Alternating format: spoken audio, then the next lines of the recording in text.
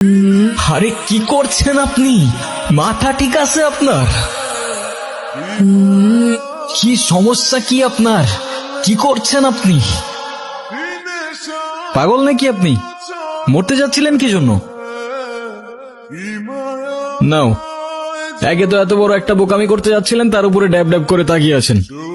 দেখেন, আমি জানি না আপনি কে, তবে এতটুকু জ্ঞান তো দিতেই পারি যে আপনার কষ্ট যতদিন আপনার ভেতরে চেপে রাখবেন না, সেটা বিষ হয়ে ভেতর থেকে আপনাকেই খেয়ে ফেলবে। এখন বলুন, এই বোকামিটা কেন করতে যাচ্ছিলেন? আমি প্রেগনেন্ট। ভালোবেসেছিলাম, বিশ্বাস করেছিলাম, কিন্তু ভাবিনি সে ভালোবাসা এইভাবে শাস্তি হয়ে ফিরে আসবে। আমি তালুকদার পরিবারের মেয়ে। আমাদের পরিবারের সমাজের নিয়ম না মেনে কিছু করে ফেলা মানে সবার কাছে একটা লজ্জা হয়ে যাওয়া। আমার পরিবার,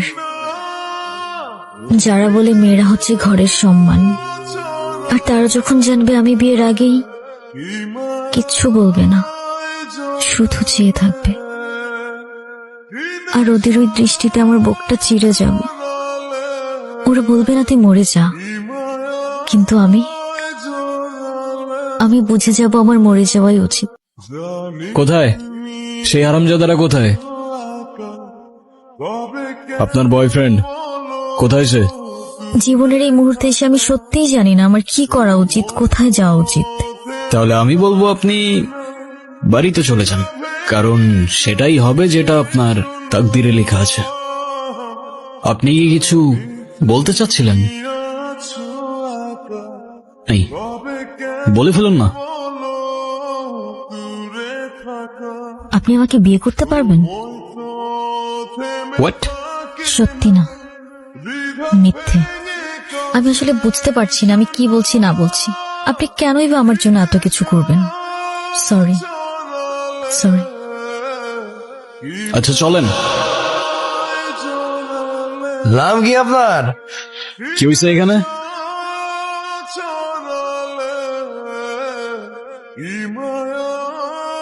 কিছু না ভাইয়া। আপু, আমার কথা শুনেন না, চলেন না এক কাপ চা খাই। আমরা কিন্তু মানুষটা খারাপ না। এখান থেকে চলেন তাড়াতাড়ি। আরে দাঁড়ান না, চায়ের দাওয়াত দিল না, তা ভাবছি চাটা আজকে কে বানাবে, তোরা না তোদের বাপ? এই কি বললি? একদম এরকম।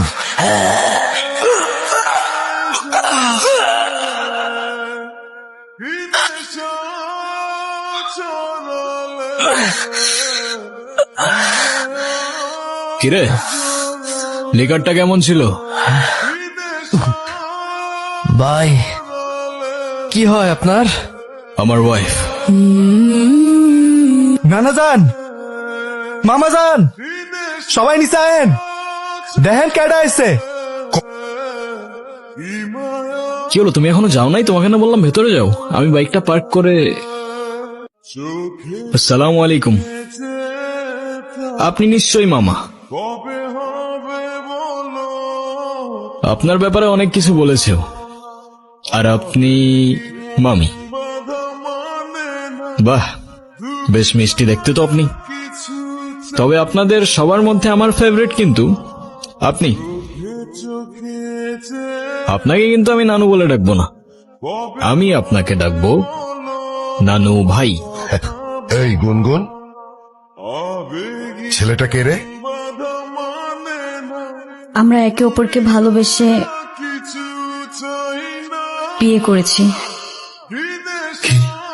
দেখছেন ভাইজান, আপনার আদরের ভাগ্নি খানদান বংশের পরিচয় না জেনে একটা ছেলেরে বিয়ে করে আনছে। আমার তো মনে হচ্ছে যে দুটোকেই আমি গুলি করে মেরে ফেলি। আরে বলেনি কনেই কোত্থেকে একটা ছেলের সঙ্গে বিয়ে করে আসছে। বাবা, আমরা তো কখনো সাহসই পাইনি এগুলো কল্পনা করার। আরে শত হলেও মানলাম গুনগুন আমার বড় অপার মেয়ে, কিন্তু এই ছেলেটা আমার কি মনে হয় জানো, ভালো বংশের মেয়ে পেয়েছে না, ওটা দেখে ফাঁদ পেতে গুনগুনকে বিয়ে করে নিয়েছে। না জানি ছেলেটার মতলব কি। জিনিস বুঝলাম না। তা কি বুঝতে পারো নাই তুমি? তুমি এইসবে রাজি কেন হলে? এত বড় রিস্ক যদি কেউ জানতে পারে তাহলে তো তোমারও তো একটা জীবন আছে, তোমার ভয় লাগলো না? আমার জীবন তো রিস্কের উপরেই চলে। আর তাছাড়াও সবার লাইফের পূর্ণতাতেই তো কারোর না কারোর একটা ইম্পর্টেন্ট ক্যারেক্টার থাকে। তো কে জানে, হতে পারে খোদার তরফ থেকে তোমার লাইফের সেই ইম্পর্টেন্ট ক্যারেক্টারটা আমি। আচ্ছা ভাই, তোমরা তো নিজেরাই পছন্দ করে বিয়ে করছো, তা তোমাদের প্রথম দেখা হয়েছিল কোথায়? ঢাকায়। গাজীপুর। মানে ঢাকায় গাজীপুর সাফারি পার্কে। তুমি কি আমার নাতনির সাথে একই ইউনিভার্সিটিতে পড়ো? না না না ভাই, ভার্সিটি। আমার ভাগ্নি প্রাইভেট ইউনিভার্সিটিতে পড়ে। নামের সাথে শুধু খান লাগালে তো আর হয় না, পাশাপাশি বাবার ব্যাংকে মালামাল থাকা লাগে। মামা ইউনিভার্সিটিতে তো পড়িনি, তবে আমিও গ্র্যাজুয়েটেড, সফটওয়্যার ইঞ্জিনিয়ারিং শেষ করেছি। যদিও আমি বলবো না, তবে you guys can call me engineer. বাহ আব্বা, এই সব কিছু মিথ্যে কথা আর ধান্দাবাজি। ছোট লোক কখনো জাতে উঠতে পারে? বলেন আমাকে পারে? শোনেন, ওই যে একটা কথা আছে না, নদীর পানি কিন্তু সাগরে গিয়ে মেশে, আর কুয়োর পানি সাগর তো দূরের কথা, নদীর ধারে কাছেও তো যেতে পারে না। মামা এটা কিন্তু আপনি ভুল বললেন। সাগরের পানি যতই হোক না কেন, শেষ পর্যন্ত তৃষ্ণা মেটাতে কিন্তু আপনাকে ওই ছোট্ট কুয়োর কাছেই আসতে হয়। আমার ভাগ্নিকে তো বিয়ে করেছ, তা বউকে কি খাওয়াবে? সকাল বেলায় এক বাটি প্রেম আর রাতের বেলায় এক বাটি ভালোবাসা, তাই তো? আরে মামা, আমারই তো বউ, কতটুকুই বা খাবে বলেন? সমস্যা নেই। আর তারপরেও যদি কম পড়ে যায়, একজনেরটা না হয় দুজনে ভাগাভাগি করে নেব। বুঝছেন? আপনি যেমন আপনার ভাগ্নিকে একটা লাক্সারিয়াস লাইফস্টাইল দিয়েছেন, সেটা একটা কৃষক কিন্তু তার সন্তানদের দিতে পারে না। তার মানে কি সে তার সন্তানদের ভালোবাসে না?